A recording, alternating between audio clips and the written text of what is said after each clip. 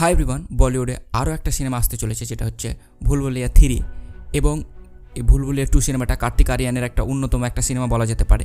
এবং ভুলভুলাইয়া যে 1 পার্টটা সেটা অক্ষয় কুমারকে দেওয়া হয়েছিল এবং অক্ষয় কুমারকে রিপ্লেস করে কার্তিক আরিয়ান লোকের মুখে মুখে একটা তারিফ যেটাকে বলা হয় বা সবাই এটা নিয়ে খুব চমক ছিল যে আচ্ছা অক্ষয় কুমারকে রিপ্লেস করবে কমেডিতে, তারপর কার্তিক আরিয়ান তার কাজ যথেষ্ট ভালো করেছিল এবং মানুষ খুব সিনেমাটা পছন্দ করেছিল এবং ব্লকবাস্টার হয়েছিল। তো তারই থার্ড পার্টের টিজার এসেছে, সেটা নিয়ে কথা বলবো, কেমন হলো না হলো ওভারঅল কী সব ব্যাপার সেটা নিয়ে কথা বলবো। তো প্রথমে আসি পজিটিভ দিক। স্বাভাবিকভাবে এই ধরনের হরর কমেডি সিনেমা আমাদের বলিউডে বিশালভাবে চলে এবং সবাই খুব পছন্দ করে, বিশেষ করে হরর জনরার সিনেমাগুলো। একটু কমেডি থাকবে, একটু ভয় ব্যাপার থাকবে। তো এটা আরও একটা এরকম ধরনের সিনেমা। কিছুদিন আগে স্ত্রী 2 এসেছিলো, ওটা অনেকটা এরকমের এই জনরার সিনেমা। তো ওভারঅল কেমন লাগলো সেটা নিয়ে বলি।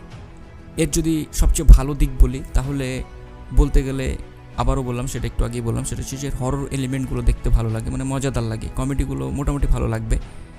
তবে যেটা আমাকে একদম ভালো লাগেনি সেটা হচ্ছে যে এই সিনেমাটা স্বাভাবিকভাবে আগের মতো বা হরর সিনেমাগুলোর মতো ওই লেভেলে যেটা আমরা চেয়েছিলাম সেই ধরনের হয়নি।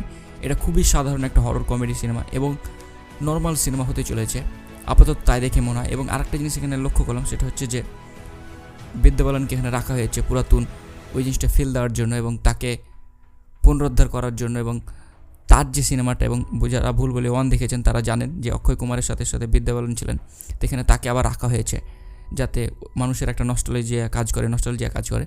তো ওভারঅল আমাকে টিজারটা একদমই ভালো লাগেনি, মোটামুটি বলতে গেলে লেগেছে আপনারা বলতে পারেন। আর আমি আশা করেছিলাম যেটা অনেক ভালো হবে, মানে ভালো হবে বলতে গেলে অনেক ভালো হবে। এবং চারিদিকে এর যেভাবে ছোটো ছোটো গ্লিমস, ছোটো ছোটো লুক আসছিল তা দেখে মনে হয়েছিল যে সিনেমাটা সত্যি অসাধারণ হতে চলেছে বা বড় একটা কাস্ট সিনেমা হতে চলেছে, বাট সেরকম হয়নি। আপনাদের কেমন লাগলো না লাগলো অবশ্যই জানান।